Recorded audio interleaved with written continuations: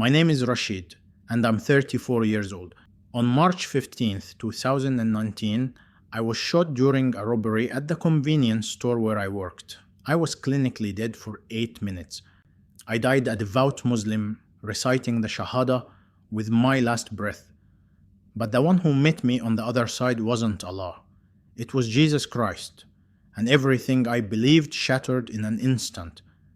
I was raised in a strict Muslim household where prayer 5 times daily was non-negotiable. My father was an imam at our local mosque, and faith wasn't just belief for us. It was our identity.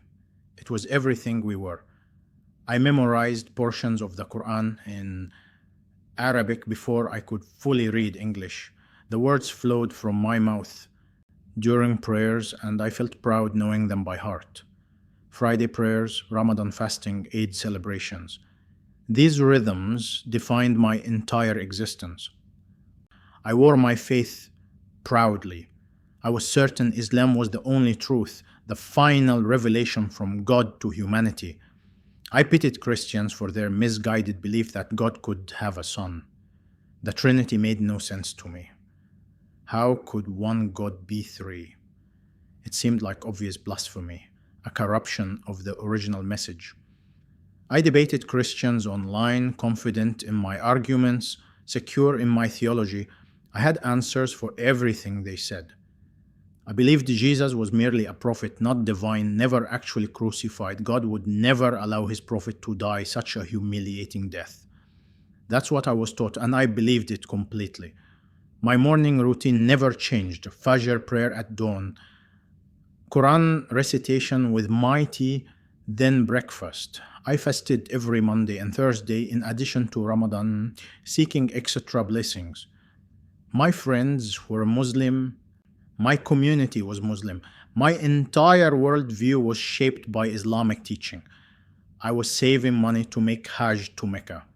It was my greatest spiritual goal, the dream I held closest to my heart. I thought I knew God. I thought I was on the straight path walking in righteousness. I was so wrong. March 15th, 2019 was a Friday evening, and I was working the late shift at the convenience store. The store was in a quiet neighborhood. I'd worked there for 3 years without any incidents.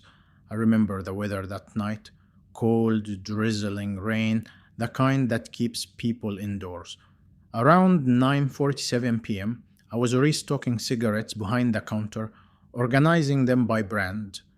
The door chimed. I looked up and saw 2 men in dark hoodies entering. Something felt wrong immediately. Their body language, the way they looked around nervously, the tension in their movements. "Can I help you?" I asked, trying to sound casual despite the fear creeping up my spine. One of them pulled out a gun. Everything went into slow motion. "Open the register! Now!" he screamed, his hands shaking violently. I raised my hands. Okay, just to stay calm.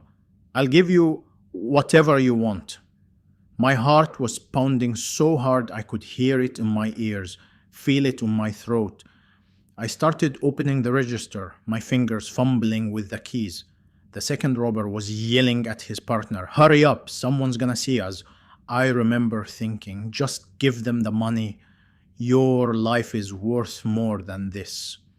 I began placing bills on the counter, moving slowly, carefully, trying not to provoke them. Then everything went wrong. A car pulled into the parking lot outside.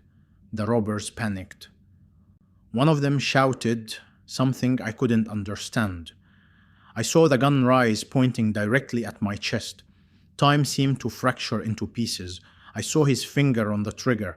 My last thought was a prayer. Allahu Akbar, God is greatest. I started reciting the Shahada. Ashhadu an la ilaha illallah. The explosion of sound came next. A gunshot so loud it seemed to tear a reality apart. Searing, burning pain erupted in my chest, like being hit with a sledgehammer wrapped in fire. I stumbled backward and crashed into the cigarette rack behind me. Packs of Marlboros cascaded down around me as I fell. I remember touching my chest, seeing blood. So much blood spreading across my shirt, warm and wet. Another shot rang out. This one struck my shoulder, spinning me as I collapsed. I hit the floor hard. The cold linoleum pressed against my cheek. The robbers' footsteps were running now. The door chimed again as they fled into the night. I tried to breathe, but my lungs wouldn't work properly. It felt like drowning on dry land. Blood was pooling around me, warm and sticky, spreading outward. The fluorescent lights above seemed impossibly bright, burning into my vision. I'm dying, I thought with absolute clarity. This is how I die. I tried to finish the Shahada. Wa ashhadu anna Muhammadan Rasulullah. Darkness crept in from the edges of my vision like a curtain closing. My last conscious thought was a desperate plea. Allah, forgive my sins. Accept me into paradise. And then there was nothing. Just darkness. Just silence. Just the end. The pain vanished instantly. Completely, utterly gone. I was suddenly elsewhere, but still there at the same time. I was floating, looking down, and I could see myself on the floor. My body looked so small, so broken, lying in a spreading pool of blood that seemed impossibly red under those harsh lights. I could see the bullet wounds, the unnatural angle of my arm twisted beneath me. My eyes were open but empty, staring at nothing. I knew immediately I was dead. There was no question about it. Strange detail, but I could see a pack of cigarettes in my outstretched hand, still clutched from when I'd been restocking. No fear came. No panic seized me, just profound confusion and curiosity. I tried to move back to my body but couldn't. There was a pulling sensation, gentle but insistent, drawing me away. This can't be real, I thought. This must be the moment before judgment, the transition the Quran speaks about. I waited to see angels. I expected the angel of death that Islam taught me would come. I braced myself for Munkar and Nakir, the questioning angels of the grave, who would ask me about my faith, my deeds, my beliefs. I prepared myself for judgment. Would my deeds outweigh my sins on the scales? Had I prayed enough, fasted enough, given enough charity? But nothing happened the way I'd been taught. Suddenly I was pulled away. Not physically, but my consciousness was yanked elsewhere with force. The store disappeared completely. Everything became dark. Not the darkness of closing your eyes or a room without light. Something deeper, more absolute, more consuming. Yet somehow I could still sense myself, still think, still exist as a conscious being. Where are the angels? Where is the judgment? Panic started to set in, cold and creeping. This wasn't what the Quran described. There was no bridge of sirat stretching over hell, no scales weighing my deeds against my sins, just endless pressing darkness that seemed to have weight and substance. I tried to pray, Allah, where are you? I served you faithfully. I kept every prayer, every fast. The darkness seemed to respond, but not with words, with presence, with something I couldn't name. I felt utterly, completely alone, in a way I'd never experienced in life. Time had no meaning in that place. Was I there for seconds, hours, years, eternity? I couldn't tell. There were no reference points, no way to measure anything. Is this punishment? Is this hell? What did I do wrong? The questions tormented me. I reviewed my life in my mind, my prayers, my charity, my fasting, my devotion. I was good. I followed the straight path. I memorized the Quran. Why am I here in this darkness?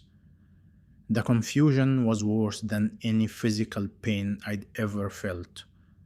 The darkness pressed closer, heavier, like it was trying to suffocate me, even though I had no lungs to breathe with.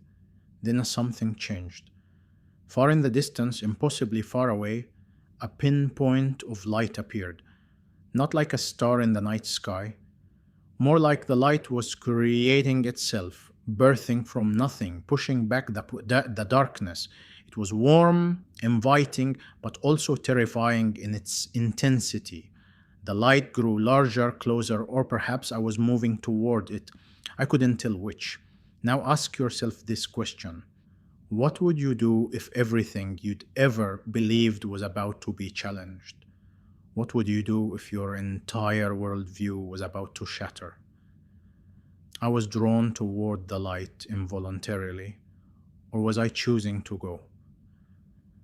I couldn't distinguish between being pulled and moving willingly. The closer I got, the more I felt something radiating from it. Love, but not human love. Not the love of family or friends. Acceptance so profound it made me want to weep, though I had no eyes to cry with. And terrible, wonderful truth that would destroy everything I thought I knew. I started to resist. No, I need Allah. I need Islam. That's my faith. That's my identity. But the pull was irresistible, like gravity, but stronger. The light wasn't blinding, but revealing, showing me things I'd never seen, truths I'd never considered. I could feel my Islamic worldview beginning to crack like ice under pressure. Terror and ecstasy mixed together in equal measure. What is this? Who is this? My mind screamed the questions, and then I emerged into the light completely, surrounded by it, consumed by it. And I saw him standing there. I saw Jesus Christ, and everything I believed died in that moment. I stood, though I had no body, in a space that was everywhere and nowhere at once. Pure white light surrounded me, but it didn't hurt to look at. And there, before me, was a figure radiating power and love in equal measure. I knew him instantly, though I'd never believed in him this way before. Jesus Christ stood before me. Not the pale European version from paintings I'd seen. He was radiant, powerful, more real than anything I'd ever encountered. His eyes held galaxies, depths I couldn't fathom. His presence was more solid than reality itself, more substantial than the entire universe. I felt myself falling, not physically, but spiritually, collapsing under the weight of his holiness. Every sin I'd ever committed was suddenly horrifyingly visible. Not just actions, but thoughts, intentions, pride, hatred, lust, every dark corner of my soul exposed to perfect light. I was naked before him, utterly exposed. Terror seized me like nothing I'd felt during the shooting. I'm going to be destroyed. I'm going to cease to exist. This holiness will consume me completely. But then he smiled, and in that smile was more love than I'd ever known could exist in the universe. He spoke not with words but directly into my being.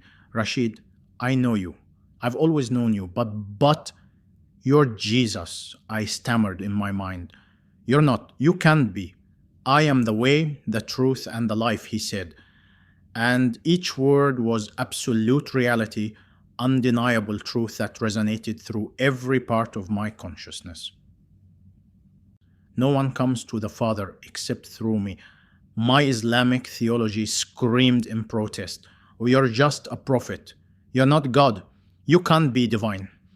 But standing before him, I knew with certainty beyond logic, beyond reason, beyond any argument, he was exactly who he claimed to be. He wasn't just divine, he was God made flesh, just as Christians had always claimed. Everything I believed, everything I was taught since childhood, it was crumbling like sand castles before the tide. The Trinity suddenly made sense in a way words could never explain. I saw how God could be one yet three. Father, Son, Spirit, unified in perfect love, perfect communion, perfect unity. Why? I asked, my voice breaking. Why did you let me believe a lie my whole life? His response shook me to my core. I never left you, Rashid. I called to you many times. But you chose what was familiar, what was comfortable, what your family taught you. You closed your ears to my voice. Then he showed me things, visions, memories, truths I'd buried or ignored.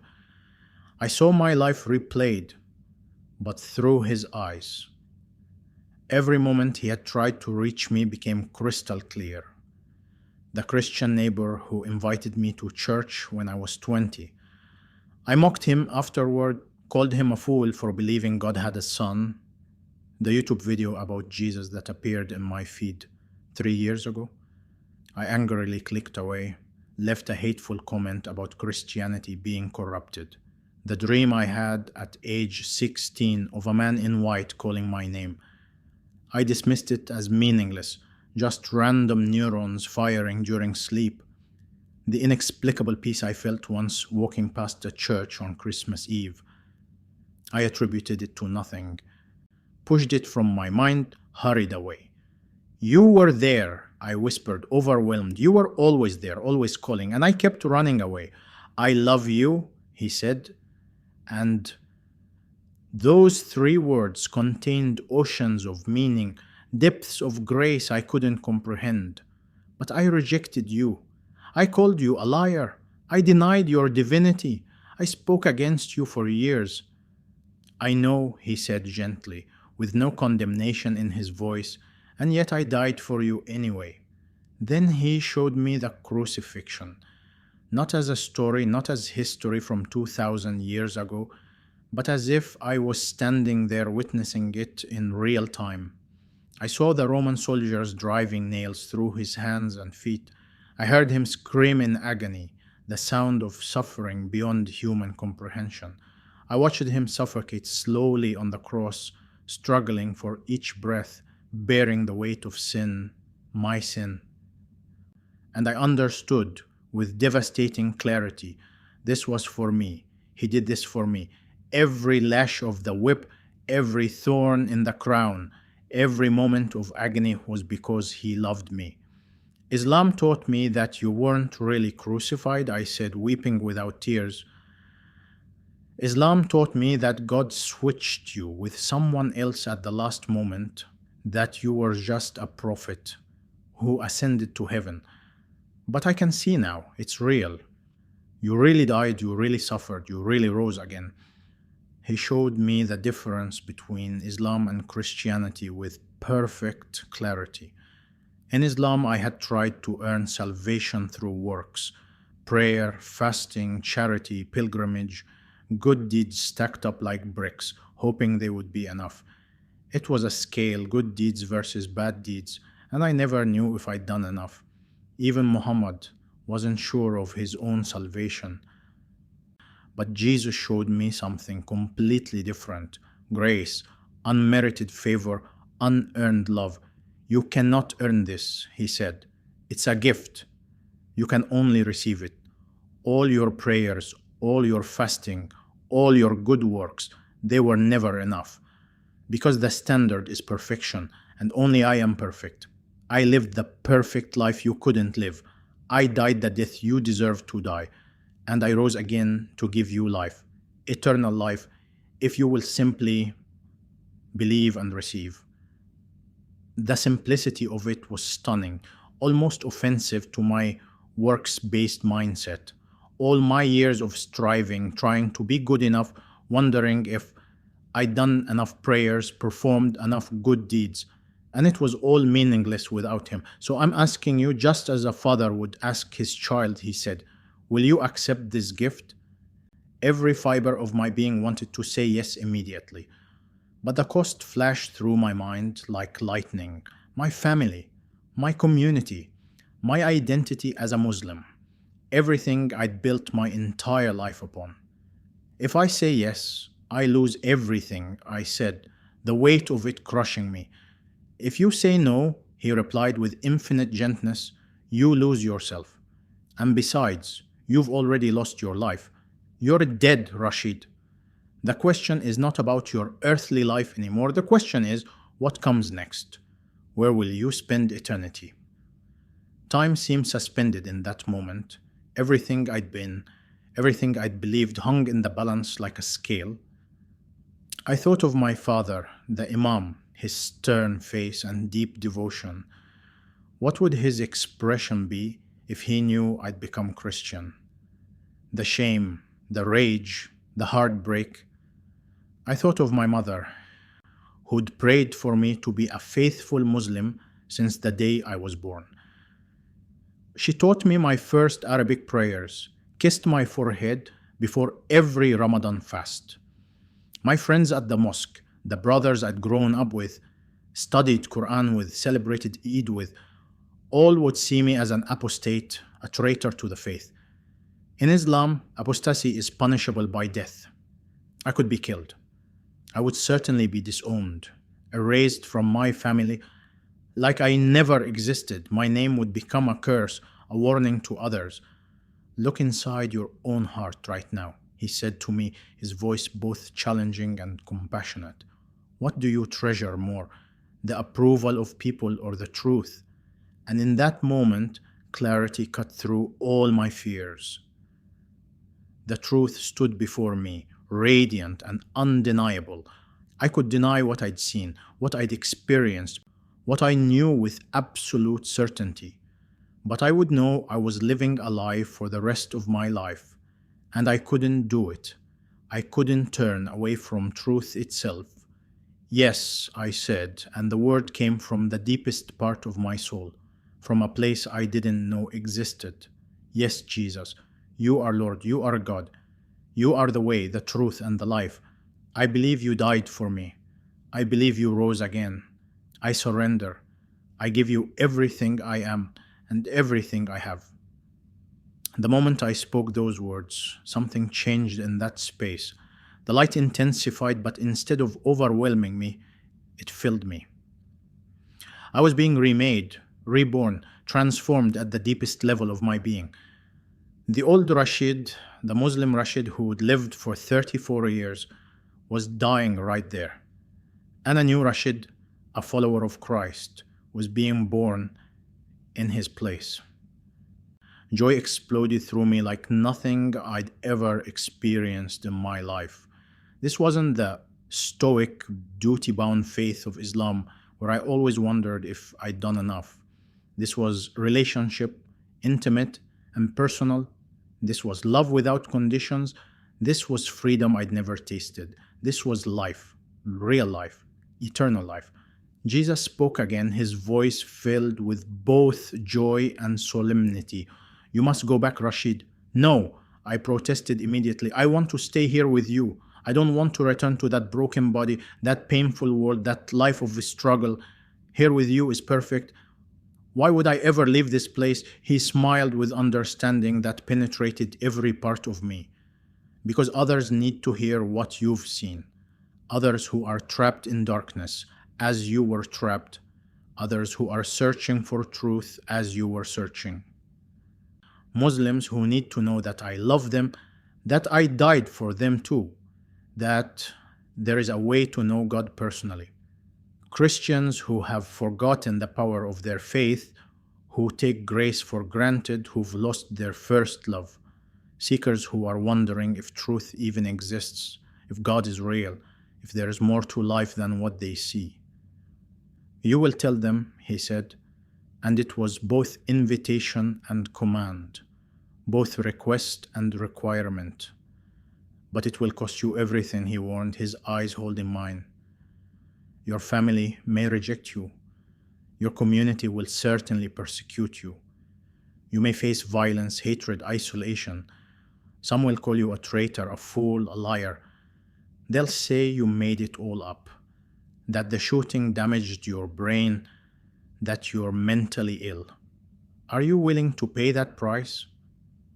I thought of the love he'd shown me, love that died on a cross. I thought of the truth I now knew, truth that set me free from the bondage of works-based religion. I thought of my Muslim friends and family still in darkness, still striving, still uncertain. Yes, I said with conviction. If you're with me, I can face anything. Then remember this moment, he said, reaching out toward me. When the world tears at you, when doubt creeps in, when fear overwhelms you, when you want to give up and go back, remember what you've seen here, remember what you know, remember that I am with you always, even to the end of the age. He touched my shoulder, and though he was spirit and I was spirit, I felt his touch, solid, real, more substantial than any physical touch I'd ever felt. Warmth flooded through me, strength, courage, purpose. Go now, Rashid. Go and testify to the truth. Go and tell them what you've seen.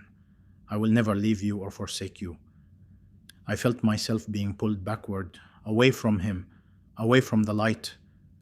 No, not yet. The light began to fade but not disappear.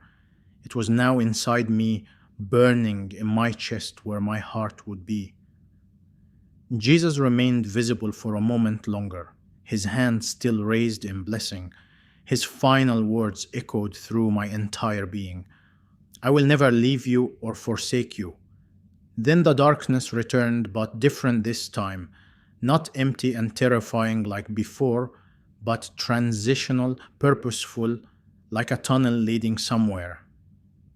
I was traveling back to my body, back to pain, back to life, back to a world that would never be the same. I gasped, a huge, desperate gulp of air that set my chest on fire. Pain exploded through every nerve in my body like electricity. Someone was screaming, and I realized it was me. The sound tore from my throat, raw and primal.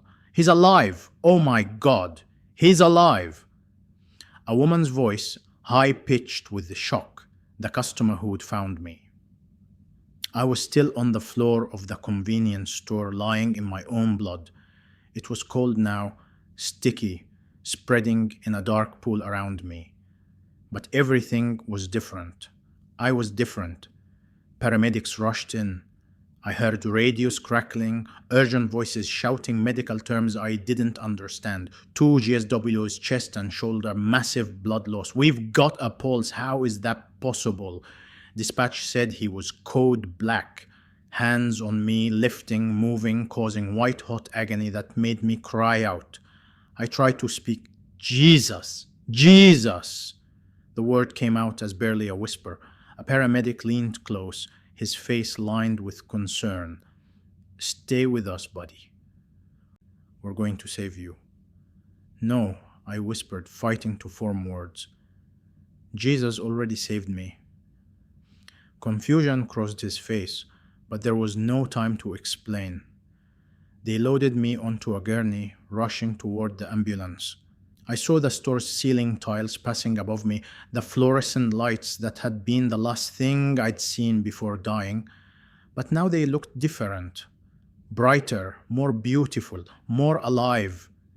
Everything looked more real, more vivid, saturated with color and meaning. Because I had seen the other side. I had seen truth itself standing before me. And now this world seemed almost like a shadow in comparison. Surgery was a blur. Anesthesia pulled me under and I fought against it, terrified I wouldn't wake up again. Bright lights, masked faces, the smell of antiseptic.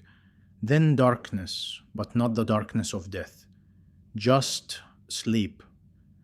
I remember coming out of it hours later, disoriented and in excruciating pain that medication could barely touch.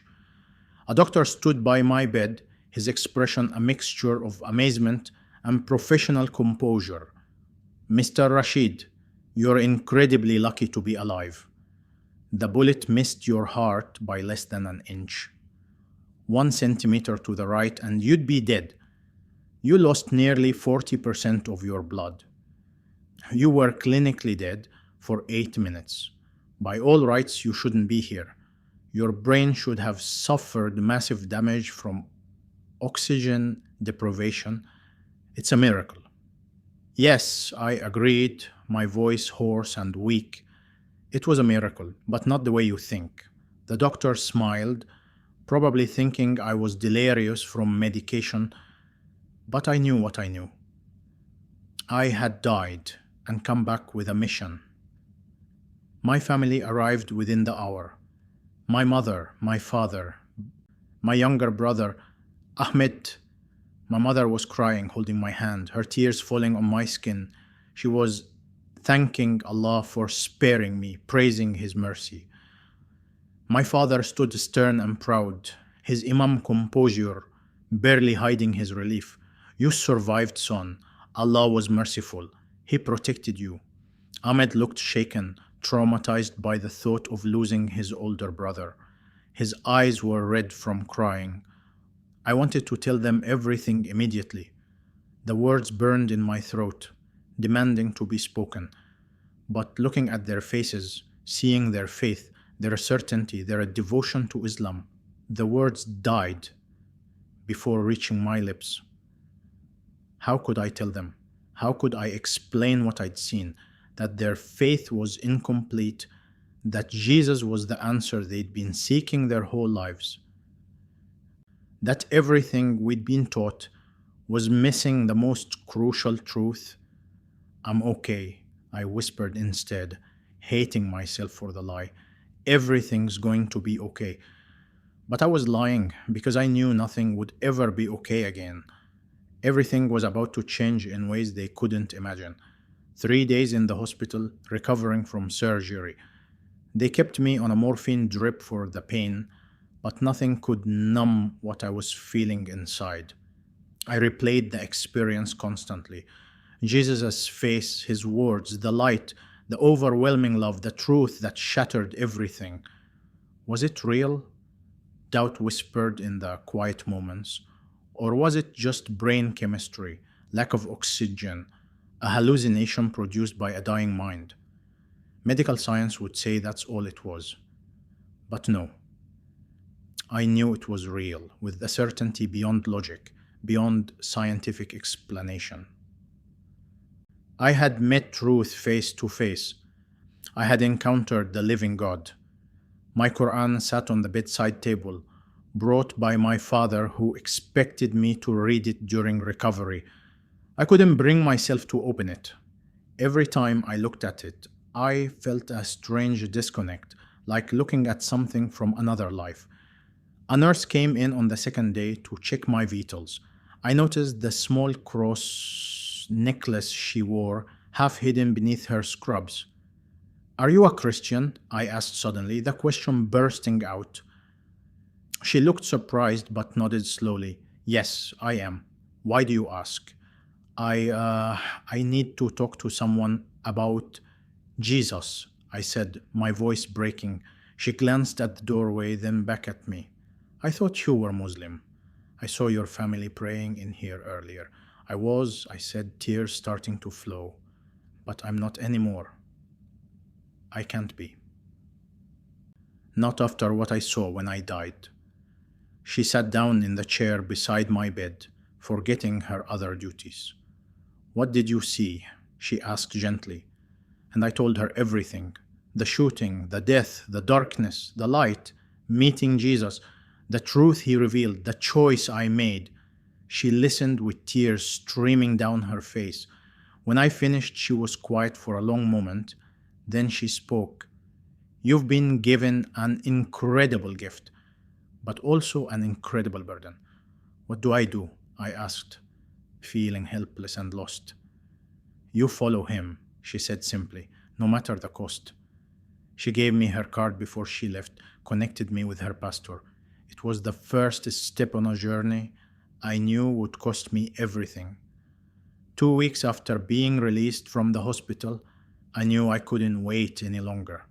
It was a Sunday afternoon, and my whole family had gathered for dinner at my parents' house. My mother had made biryani, my favorite dish, celebrating my survival and recovery. We sat around the table.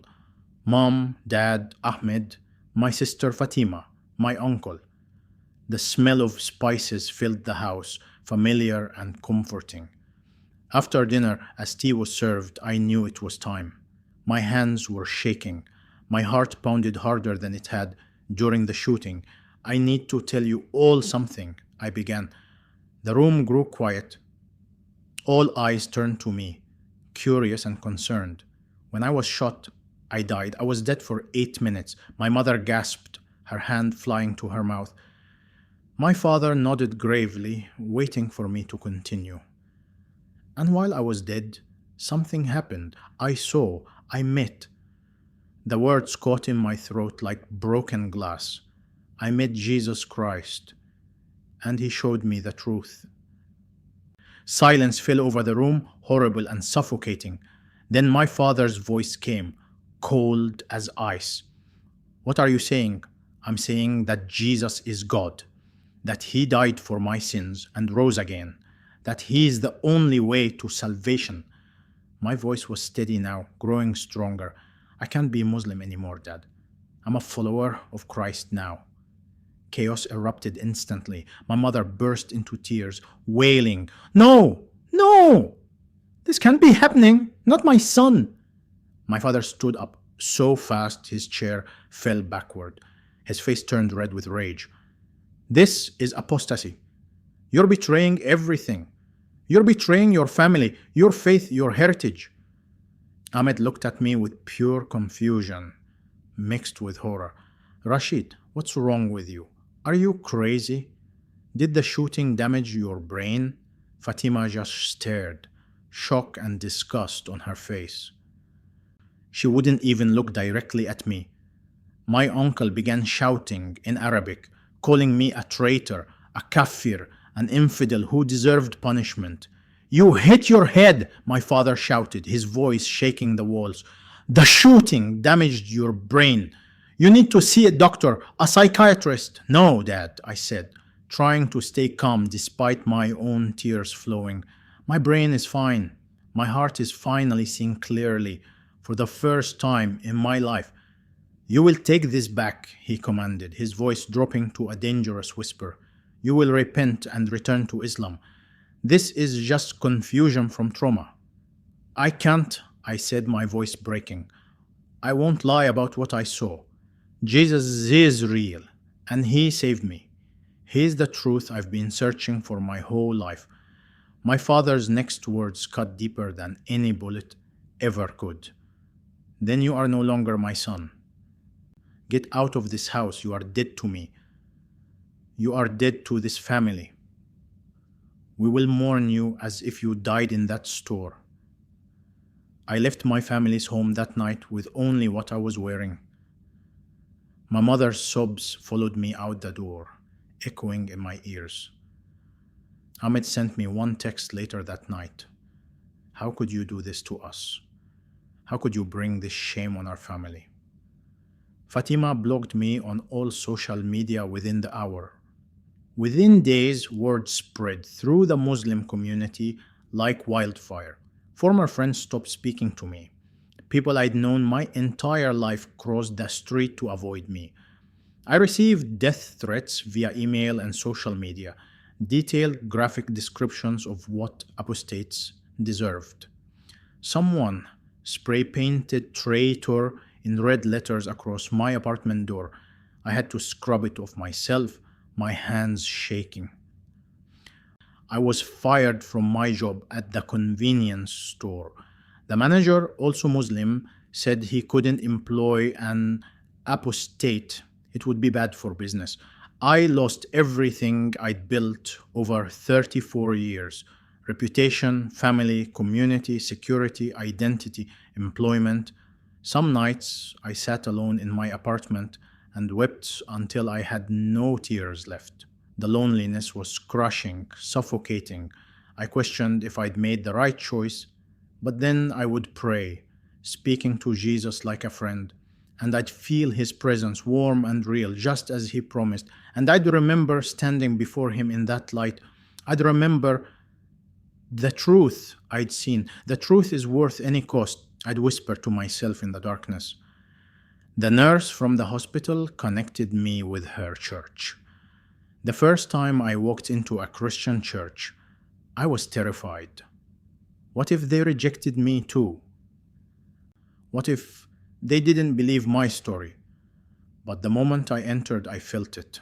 The presence of Jesus, the same presence from when I died. A pastor named David met me in the lobby. He had kind eyes and a gentle smile. "I'm Rashid," I said nervously. I used to be Muslim. I heard," he said warmly, "and I'd love to hear your story." I told him everything right there in that lobby. When I finished, he had tears in his eyes. He embraced me tightly. "Welcome home, brother. Welcome home." Over the following months, I learned what it meant to follow Jesus, not just intellectually, but intimately. Not religion, but relationship.